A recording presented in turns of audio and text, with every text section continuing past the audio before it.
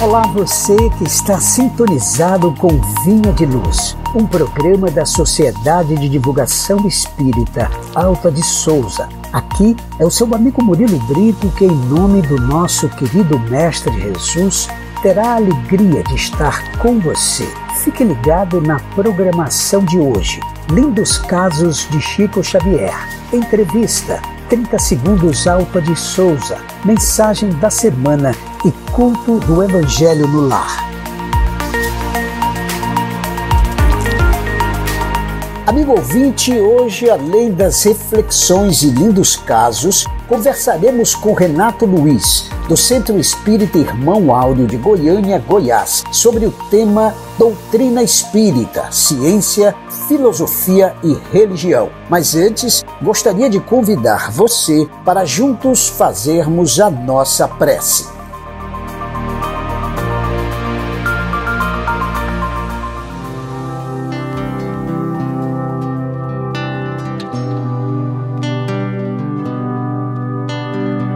Amigo Jesus, no silêncio desta prece, quero elevar o pensamento e te agradecer por tudo que temos de bom e também as coisas que nos acontecem que não são tão boas. Tudo na nossa vida é aprendizado. Que o Senhor continue nos abençoando. Abençoa aqueles que nos ouvem, os seus lares e familiares queridos. E que o teu amor seja uma luz a nos guiar, hoje e em todos os dias das nossas vidas. Convidamos você, ouvinte, a conhecer alguns trechos da vida de alguém muito especial, um homem conhecido e querido no Brasil e no mundo. Ouça agora o interessante caso da vida de Chico Xavier, um homem chamado Amor.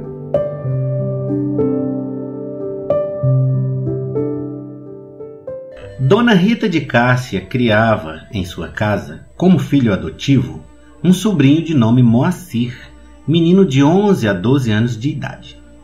Moacir trazia larga ferida na perna, quando a dona da casa mandou chamar Dona Ana Batista, antiga benzedeira da localidade denominada Matuto, hoje Santo Antônio da Barra, nos arredores de Pedro Leopoldo. Dona Ana examinou a úlcera e informou: aqui só uma simpatia dará resultado. Qual simpatia? Uma criança deve lamber a ferida por 3 sexta-feiras continuada, pela manhã e em jejum. Chico, serve? Muito bem lembrado. Isso ocorreu numa quinta-feira. À tarde, quando o menino foi à prece sob as árvores, encontrou Dona Maria João de Deus, em espírito, e contou-lhe, chorando, que no dia seguinte ele deveria tomar parte na simpatia. Você deve obedecer, meu filho. A senhora acha que eu devo lamber a ferida do Moacir? Mais vale lamber feridas do que fazer aborrecimentos nos outros. Você é uma criança e não deve contrariar sua madrinha, Chico. E a senhora crê que isso poderá curar o doente? Não, isso não é remédio, mas dará bom resultado para você mesmo, porque sua obediência dará tranquilidade à sua madrinha, Chico. E vendo que o menino hesitava, continuou: seja humilde, meu filho. Se você ajudar a trazer a paz de que precisamos, você lamberá a ferida e nós faremos o remédio para curá-la. No outro dia, Chico obedeceu à ordem.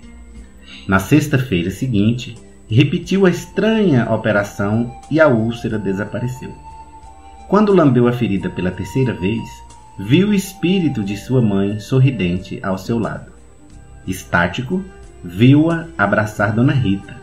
E Dona Rita, transformada, acariciou-o pela primeira vez e disse-lhe bondosa: muito bem, Chico. Você obedeceu direitinho. Louvado seja Deus. E depois de 2 anos de flagelação, o Chico teve a felicidade de passar uma semana inteira sem garfadas e sem vergonha.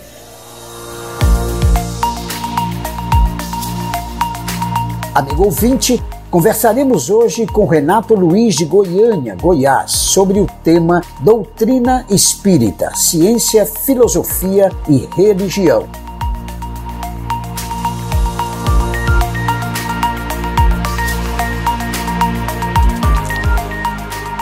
Olá, que Deus nos abençoe.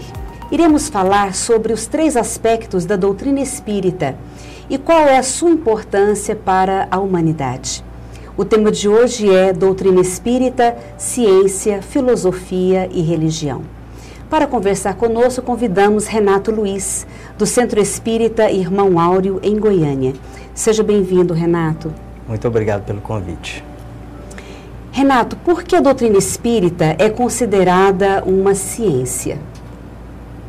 Bem, antes da gente entrar nesse assunto, é importante que a gente esclareça que nós aqui neste momento não temos a pretensão de darmos conteúdo ou conceitos muito profundos, porque é uma doutrina, uma ciência como é o Espiritismo, de fato, ela merece estudos aprofundados, são centenas de livros a respeito do assunto. O que nos compete dizer aqui, com a clareza que for possível, é apenas no sentido de ser um aperitivo, uma forma de chamar a atenção para o estudo que é importante, né? O Espiritismo é considerado uma ciência porque ele estuda à luz da razão e utilizando-se da pesquisa e da experimentação que a própria ciência tradicional utiliza para explicar os fatos, os fenômenos espíritas. Desta forma, então, o Espiritismo é a ciência que estuda a natureza, a origem e o destino dos espíritos e a relação que os espíritos têm com o mundo corporal. Renato, o que são fenômenos espíritas? Qual a contribuição do seu estudo pelos estudiosos da ciência mediúnica? Interessante. A gente é levado a acreditar, com o advento do Espiritismo, a achar que os fenômenos espíritas, os fatos espíritas, surgiram com a revelação espírita.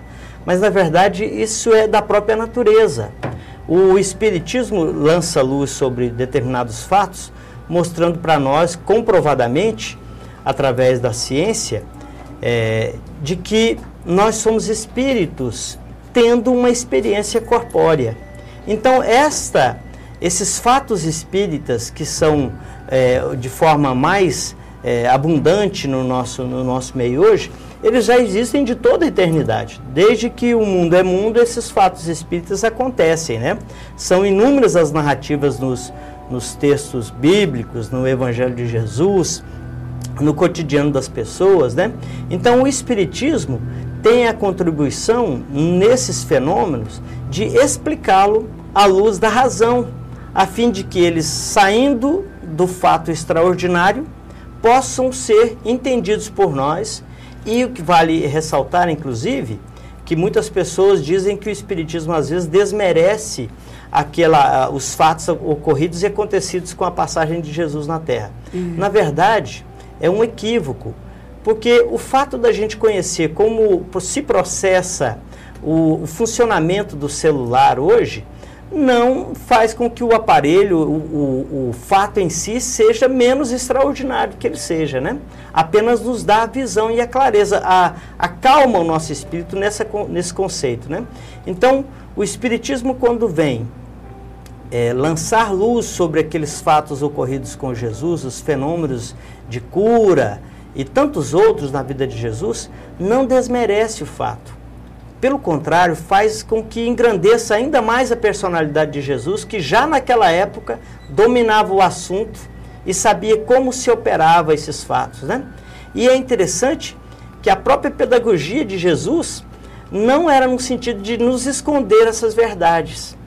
Ele, como bom mestre que era, como bom professor, ele esclarecia determinados fatos ao alcance daqueles que estavam ouvindo. Tanto é que muitas coisas que ele não falava abertamente, ele não omitia, jamais ele se omitiu a dizer determinado assunto, mas ele lançava o conceito da forma em que nós tínhamos condição de entendê-los. Daí o surgimento das parábolas, né? Que era a forma da gente entender determinados conceitos de profundidade e que os próprios espíritos encarnados naquela época, que faziam parte do apostolado de Jesus, questionou ele em determinada ocasião para saber por que o Senhor fala com eles por parábolas. É porque a eles não é dado saber determinada coisa com a profundidade que se tem, como a vocês é dado neste momento. Mas teria chegado o momento que esses fatos iriam se revelar à luz da verdade e da razão. Renato, ao ter essa revelação, existiram alguns estudiosos que se dedicaram ao conhecimento, à ciência espírita. Nos fale de algum deles. Muito bem, interessante essa pergunta, porque é outro raciocínio equivocado que a gente tem de achar que esses acontecimentos, esses fatos que surgiram, eles foram criados pelos espíritas. Na verdade, com os fatos que passaram a acontecer com mais frequência nos fenômenos de Hydesville, nos Estados Unidos, uma cidadezinha pequena dos Estados Unidos de 1848, com várias manifestações físicas, esses fenômenos que chamavam a atenção, o mundo inteiro teve contato com uma frequência maior desses fatos que já ocorriam, né? E homens sérios, homens preocupados com esses fatos, deram-se por interessados a estudá-los. E é relevante saber também que Kardec não nasceu espírita. Ele não inventou o espiritismo. Ele observou os fatos como cientista que era, homem de ciência que era, questionador, não aceitando a explicação que se dava, passou a investigá-los, e esses próprios fenômenos que eram gerados, criados pelos espíritos, né, vieram à tona dizendo: nós somos espíritos daqueles homens que viveram encarnados na Terra. E daí, então, houve todo um desdobramento como homem de ciência que era na intenção de esclarecer esses fatos, né? E uma observação interessante, que a Europa, que era na época o berço da cultura e da ciência do mundo ocidental, ficou muito preocupada com isso. E existia, na época, vivendo contemporâneo a Kardec na Inglaterra, um cientista chamado William Crookes, que, mais do que cientista, era um homem respeitado pela comunidade científica, professor da Cátedra de Ciência e de Química da faculdade lá da Inglaterra, e que se deteve a analisar esses fatos na intenção de desmascará-lo. Ele achava também, superficialmente analisando, que aquilo era impossível de se acontecesse, que tratava-se de uma fraude. Ao avaliar os fatos e os fenômenos acontecidos com ele foram de tal magnitude que ele escreveu uma obra que é monumental para aqueles que queiram estudar, chamado Fatos Espíritas. Foram vários acontecimentos, materializações espíritas, que levou ele, na seriedade que ele tinha, de admitir que aquela consideração que ele tinha antes da análise dos fatos era equivocada. Ele, então, declinou uma célebre frase. Ele diz: eu não digo que é possível isso, eu afirmo que é real. Renato, então, qual seria a finalidade, para a gente fechar esse bloco, da ciência espírita para a nossa humanidade?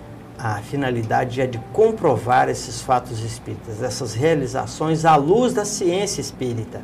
Como nós afirmamos no início, a ciência espírita joga luz sobre esses fatos, sobre essa realidade, mostrando para nós que o homem não é um ser carnal, ele é um ser espiritual. E com esta revelação, abriu-se todo um leque de possibilidade de investigação que explicam inúmeros fatos, né? Pacificando determinados conceitos e acalmando a humanidade no sentido de trazer paz, tranquilidade para encarar esses fenômenos de forma madura, natural, né? Com realidade que realmente eles acontecem. Por que podemos dizer que o Espiritismo é uma filosofia, Renato? Nós podemos afirmar com certeza que é uma filosofia, porque ele trata dos destinos da alma, o esclarecimento sobre as pessoas, sobre a conduta de vida, a existência de Deus, esclarece as questões sobre o porquê sofremos, porquê e aonde iremos em razão de determinado comportamento, trata da ética do cidadão, da moral, né? Então, todos esses aspectos que são decorrentes, inclusive, do raciocínio da resposta de o que a ciência espírita fala, a filosofia questiona por quê, e este porquê é respondido pela filosofia espírita. Quais seriam os principais postulados espíritas que têm como objetivo explicar a lógica da existência humana? Muito interessante isso. Nós podemos começar como o primeiro ponto central das nossas vidas, que é a existência de Deus. A filosofia espírita, então, esclarece que existe Deus, que é a causa primária e criadora de todas as coisas. Depois nos esclarece a existência do Espírito, a Deus como criador do Espírito e da matéria, que é essa trindade universal que nós temos, né? Esclarece também a razão das penas e dos gozos, né? Por que sofremos e por que temos virtude. Esclarece também a necessidade das várias encarnações, das reencarnações, no processo evolutivo em que nós vivemos, né? A nossa destinação. A destinação, né? Da onde viemos, por que estamos aqui e para onde vamos. Renato, Leon Denis é uma referência no estudo filosófico do Espiritismo. Quem é ele? Leon Denis é um francês, nascido contemporâneo de Kardec, nascido no ano de 1846, portanto, 2 anos antes de começarem os fenômenos de Hydesville, né? E ele foi tido como filósofo, e realmente era, né? E teve uma importância tão grande para o Espiritismo que o espírito Humberto de Campos, na psicografia missionária de Chico Xavier, Francisco Cândido Xavier, na obra Brasil, Coração do Mundo, Pátria do Evangelho, relaciona Leon Denis como aquele responsável, coadjuvante de Kardec para o desdobramento filosófico. Ele desencarnou já no século XX, com 81 anos de idade, e tem um fato interessante da vida de Leon Denis. Embora seja contemporâneo de Kardec e nascido na França, ele nunca teve a oportunidade de conviver, de um diálogo pessoal com Kardec. A história nos narra que quando ele tinha 19 anos de idade, Kardec foi fazer uma palestra na cidade que ele morava, em Tours. Ele já morava nessa cidade, na França. Chegando lá, tinha um edito imperial de que proibia a presença e a reunião de mais de 20 pessoas num ambiente qualquer, né? E essa reunião havia uma autorização imperial, só que ela havia sido cassada. E como não havia oportunidade de informar todos a respeito dessa reunião que não iria se apresentar e se realizar ali naquele ambiente, Kardec remarcou então a reunião para a casa daquele que estava recebendo ele, né, hospedando. E uma pessoa ficou responsável por ficar na porta do auditório onde ele ia falar, encaminhando as pessoas para aquele local, né, da palestra. E essa pessoa era o jovem Leon Denis, que no outro dia abdicou da oportunidade de ouvir o codificador. No outro dia, quando ele foi à casa daquele que hospedava Kardec, para conhecê-lo pessoalmente, ele abrindo o portão da casa, ele viu Kardec subindo uma escada para pegar maçã, ele e a sua esposa, a Gabi, né? E aí ele então, naquele pudor de não interromper, naquele respeito que ele tinha pela intimidade de Kardec, ele fechou a porta, voltou para trás e nunca mais teve a oportunidade de se reunir com ele.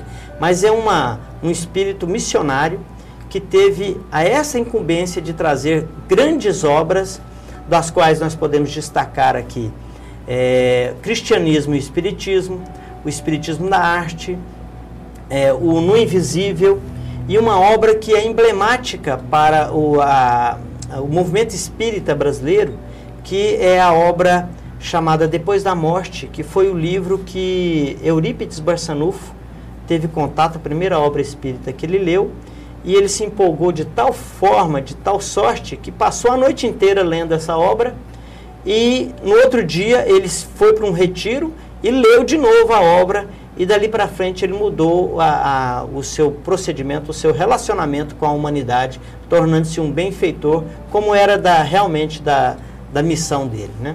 Renato, qual o aspecto religioso da doutrina espírita?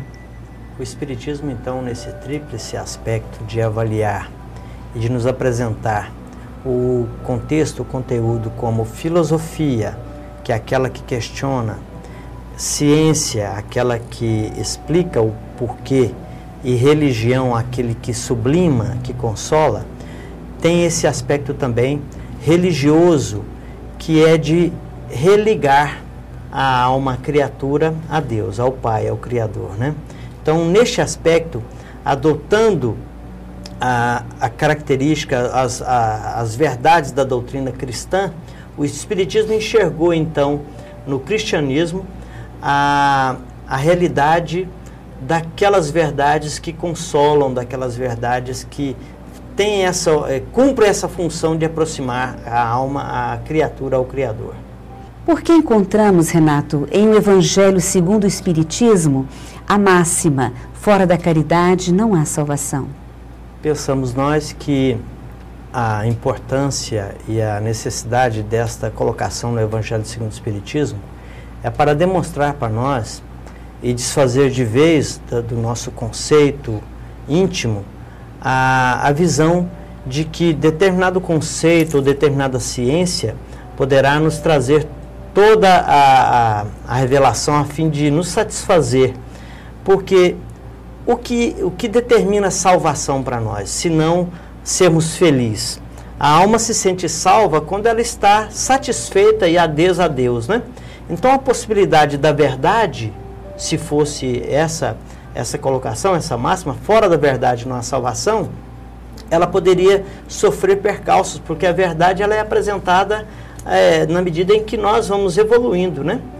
Fora da igreja ou de qualquer religião, também não é verdade, porque a própria religião evolui quando ela analisa o conceito com a verdade que a ciência vai descobrindo para todos nós.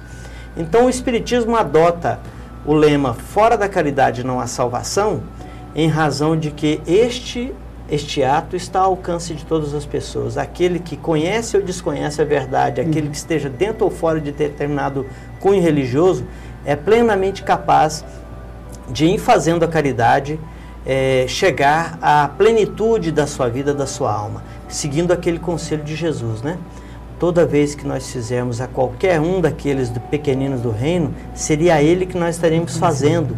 E quando o Senhor chegasse na sua plenitude e fosse separar os bodes das ovelhas, ele diz: passai à minha direita aqueles que foram assistentes, aqueles que socorreram, aqueles que deram alento, aqueles que sofriam, né? Então não perguntava qual a religião, qual é a verdade que ele conhece, né? Adotar o lema fora da caridade não há salvação está ao alcance de qualquer um dos nossos ouvintes, de qualquer religião. Não importa qual é até o próprio ateu, né? Ele vai ser infeliz às vezes por não admitir a presença de Deus. Mas o que importa para Deus é o bem que nós fazemos para o nosso semelhante, é a relação social que nós temos de plenitude da alma, de satisfação, porque fomos criados para o amor e para a fraternidade. Renato, unindo o tríplice aspecto do Espiritismo, ciência, filosofia e religião, perguntamos qual seria a missão do Espiritismo na Terra. O Espiritismo tem uma missão que é clara, que é de conduzir as mentes dos homens no caminho do conhecimento da verdade, que é progressiva, e que o Espiritismo, a ciência espírita, tendo esse contato com as verdades espíritas, deste mundo espírita em que nós pertencemos, conduzir o homem com mais serenidade, de retorno à casa do Pai, à semelhança do filho pródigo que volta à casa do Senhor. Se você quiser saber mais sobre as atividades da Casa Espírita, acesse o site www.ocentroespirita.com. Agradecemos a presença do Renato conosco hoje e a você por ter nos acompanhado. Muita paz e uma ótima semana.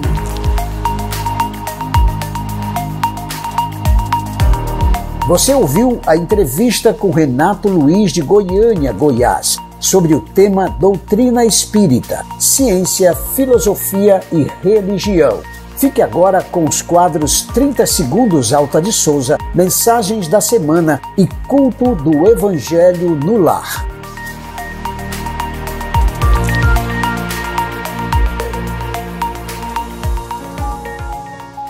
Tem o homem o direito de dispor da sua vida? Não, só a Deus assiste esse direito. O suicídio voluntário importa numa transgressão desta lei. Se você pensa em suicídio, se você se sente triste, sozinho, desamparado, desesperado, peça ajuda. Procure tratamento médico e psicológico. Procure tratamento espiritual em um centro espírita. Ore, peça ajuda a Deus e ao seu anjo da guarda. Suicídio nunca. Conheça o Espiritismo. A divulgação de dados distorcidos e imprecisos sobre o número de abortos realizados no Brasil, com projeções exorbitantes, desvia o foco das reais causas de mortalidade materna. Procuram dar uma falsa legitimidade para a criação de políticas públicas que legalizem o aborto no Brasil, a pretexto de melhorar os dados da saúde da mulher. Vida sim, aborto não.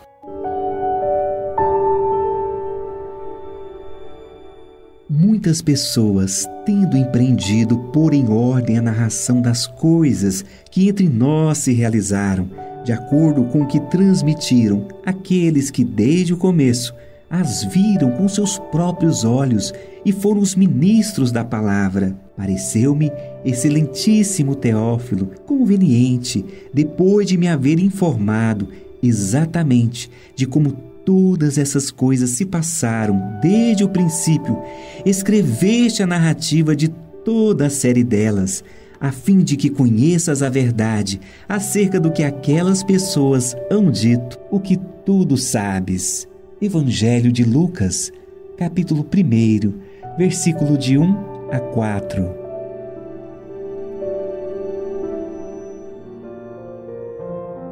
O anjo lhe disse: Nada temas, Maria, porquanto caíste em graça perante Deus. É assim que conceberás em teu seio, e que de ti nascerá um filho, a qual darás o nome de Jesus. Ele será grande e será chamado Filho do Altíssimo. O Senhor Deus lhe dará o trono de Davi, seu pai, e ele reinará eternamente sobre a casa de Jacó, e seu reino não terá fim. Evangelho de Lucas, capítulo 1, versículo de 30 a 33.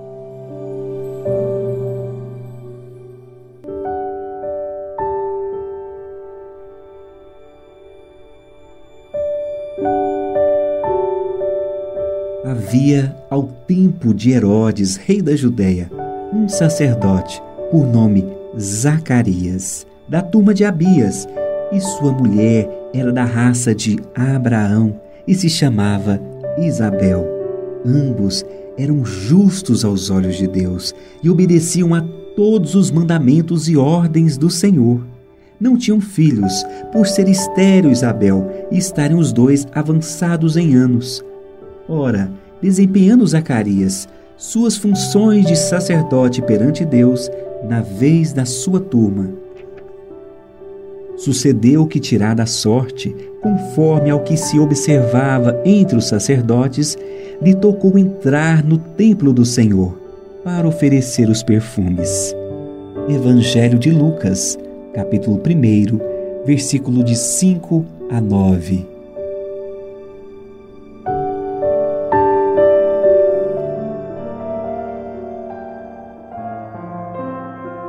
Enquanto a multidão, do lado de fora, orava, ao tempo que se ofereciam os perfumes, um anjo do Senhor apareceu a Zacarias, conservando-se de pé à direita do altar dos perfumes.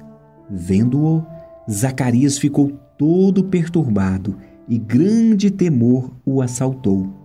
Mas o anjo lhe disse: Não temas, Zacarias, porquanto a tua súplica foi ouvida, e Isabel, tua mulher, terá um filho, a qual porás o nome de João.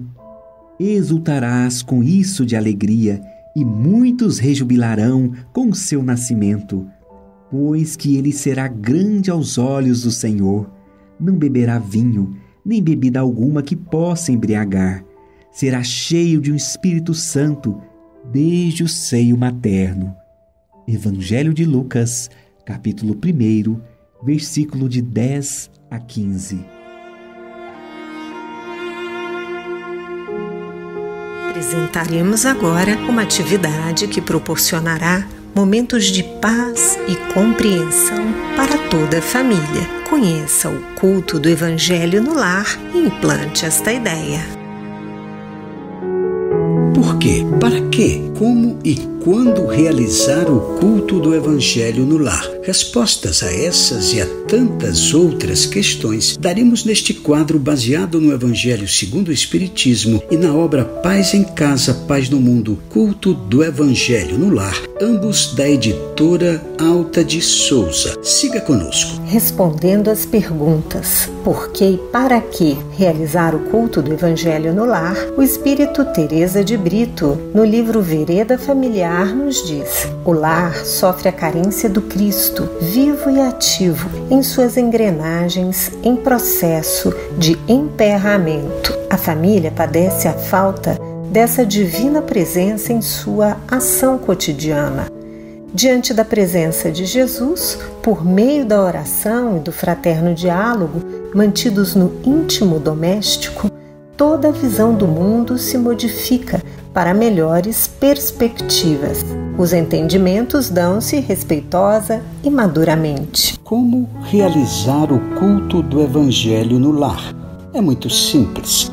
Primeiro, você e sua família escolhem um dia na semana, no horário em que todos, ou pelo menos a maior parte da família, possa se reunir para o culto.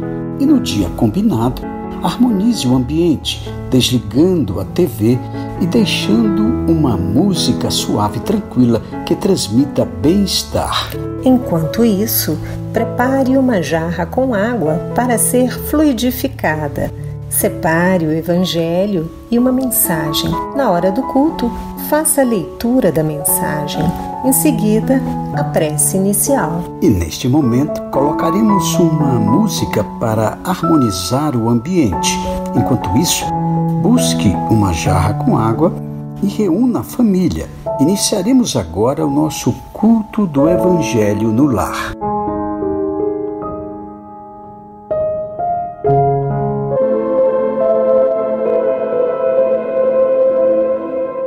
Rejubila-te sempre. Mesmo em provas difíceis, rejubila-te e serve. A natureza, em tudo, é um cântico de amor. Cada flor é um poema. Toda fonte é bondade. O sol, cada manhã, é uma explosão de luz.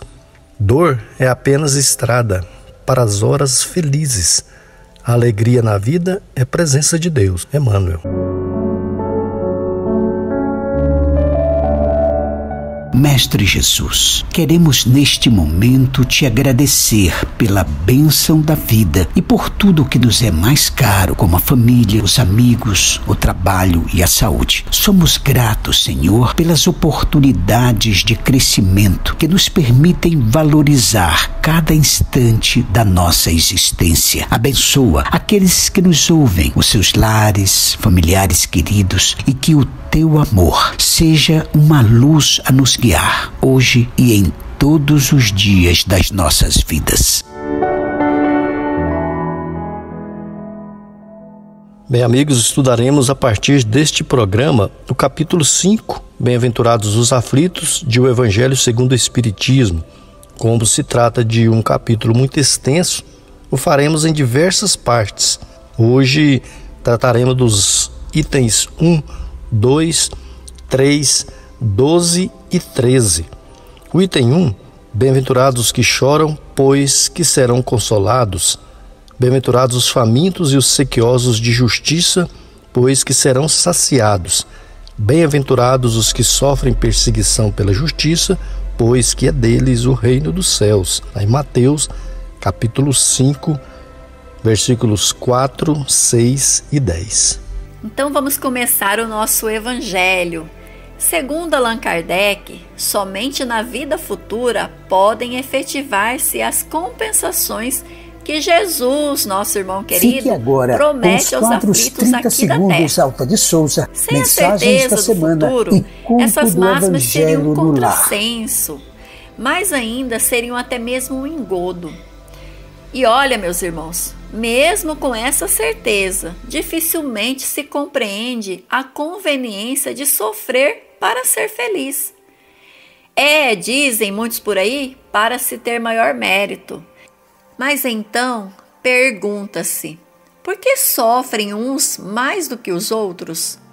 Por que nascem uns na miséria e outros na opulência, sem coisa alguma haverem feito que justificasse essas posições? Porque uns nada conseguem, ao passo que a outros tudo parece sorrir. Pois é, Regina, mas o que ainda menos se compreende é que os bens e os males sejam tão desigualmente repartidos entre o vício e a virtude, né? E que os homens virtuosos sofram ao lado dos maus que prosperam. A fé no futuro pode consolar e infundir paciência, mas não explica essas anomalias que parecem desmentir a justiça de Deus, né? Entretanto, desde que admita a existência de Deus, ninguém pode concebê-lo sem o infinito das perfeições. Ele necessariamente tem todo o poder, Regina, toda a justiça, toda a bondade, sem o que não seria Deus. Isso é muito bem lembrado. Se Deus é soberanamente bom e justo, não pode agir caprichosamente, né, Guilherme? E muito menos com parcialidade. Logo, as vicissitudes da vida derivam de uma causa, e pois que Deus é justo, justa há também de ser essa causa. Isso é o que cada um deve compreender e também aceitar. Por meio dos ensinamentos de Jesus, nosso irmão, Deus pôs os homens na direção dessa causa, e hoje, julgando-os suficientemente maduros para compreendê-la, lhes revela completamente a mencionada causa por meio do Espiritismo, isto é, pela palavra dos Espíritos. É isso mesmo, Regina, e por essas palavras, bem-aventurados os aflitos, pois que serão consolados, Jesus, nosso amado Mestre, aponta a compensação que hão de ter os que sofrem e a resignação que leva o padecente a bendizer do sofrimento como prelúdio da cura. Então, também podem essas palavras ser traduzidas assim: deves te considerar feliz por sofrer, visto que as dores deste mundo são um pagamento da dívida que as tuas passadas faltas te fizeram contrair. Suportadas pacientemente na terra, essas dores te poupam séculos de sofrimento na vida futura. Deves, pois, te sentir feliz por reduzir Deus a tua dívida, permitindo que a saldes agora, o que te garantirá a tranquilidade no futuro. Você entendeu isso, Regina? Então podemos concluir que o homem que sofre assemelha-se a um devedor de avultada soma, a quem o credor diz: se me pagares hoje mesmo a 100ª parte do teu débito, quitar-te-ei do restante e ficarás livre.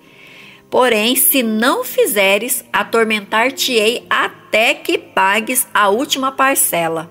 Não se sentiria feliz, meus irmãos, o devedor por suportar toda espécie de privações para se libertar, pagando apenas a 100ª parte do que deve? Em vez de se queixar do seu credor, não lhe ficará agradecido?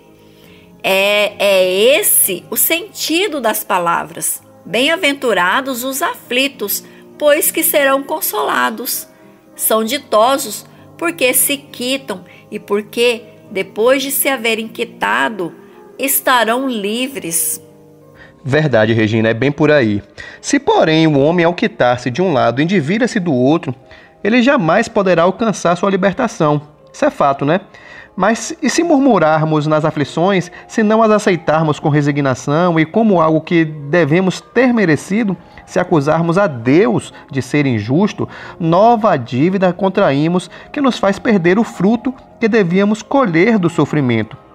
É por isso que teremos de recomeçar absolutamente como se a um credor que nos atormente, pagássemos uma cota e a tomássemos de novo por empréstimo. Ora, aquele que encara pelo prisma de vida espiritual apanha, num golpe de vista, a vida corpórea. Daí, tira ele uma calma e uma resignação tão úteis à saúde do corpo quanto à saúde da alma, ao passo que com a inveja, o ciúme e a ambição voluntariamente se condena à tortura e aumenta ainda mais as misérias e as angústias da sua curta existência. Muito bem, meus irmãos, semana que vem daremos continuidade ao nosso estudo desse capítulo e, caminhando para o encerramento do nosso culto do Evangelho no Lar, ouçamos a prece final com a fluidificação da água.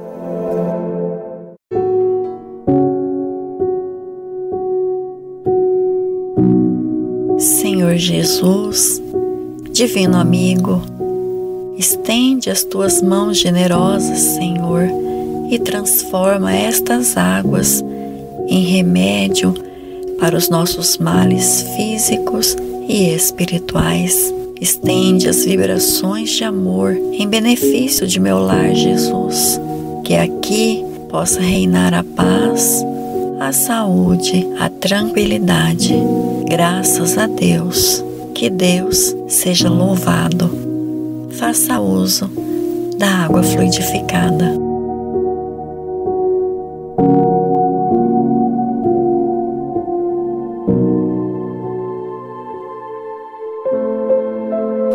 Se você quiser conhecer sobre a campanha mundial do Evangelho em Casa, acesse globaljesus.net. Gostaríamos de agradecer a participação e as vibrações de todos, lembrando que na semana que vem estaremos aqui conversando sobre um novo trecho do Evangelho segundo o Espiritismo, no quadro Culto do Evangelho no Lar. Implante esta ideia.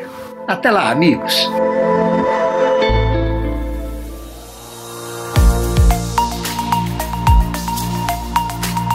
Conheça a Sociedade de Divulgação Espírita Alta de Souza, na área especial número 17, setor D-Sul, Taguatinga, Distrito Federal. Mais informações pelo telefone 61 3353 5612.